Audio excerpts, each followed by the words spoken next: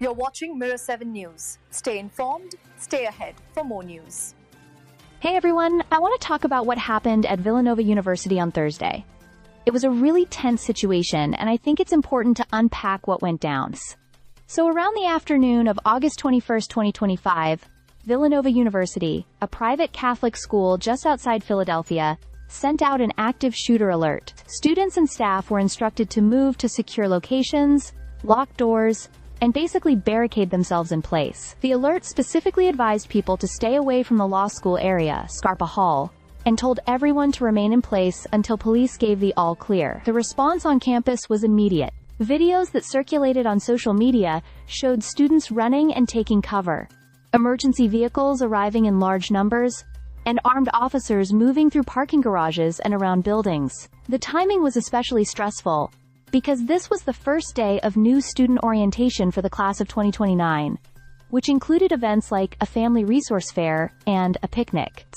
So, there were not only students but also families on campus, which added to the chaos. Police from Radnor Township were actively clearing buildings, and authorities advised anyone sheltering in place to remain where they were. The Delaware County District Attorney and even the Pennsylvania Attorney General were monitoring the situation. There was widespread concern as faculty and staff scrambled to get reliable information.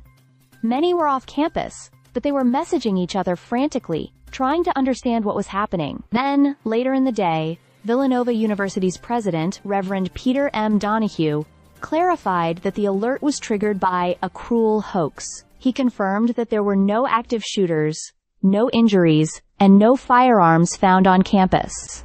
So, while the response and the precautions were serious and absolutely necessary, the fear experienced by students and families turned out to be based on false information. The whole incident highlights both the effectiveness of modern alert systems and the challenges schools face in responding to potential threats, even when they turn out to be hoaxes. Students and staff were clearly shaken, but the rapid response by law enforcement and the university's communication system helped ensure that everyone stayed safe while the situation was investigated. In the end, Villanova can be credited for taking the situation seriously and prioritizing safety, even though the alert itself was triggered by a false report. It's a reminder of how quickly events can unfold, and how important it is to have emergency protocols in place.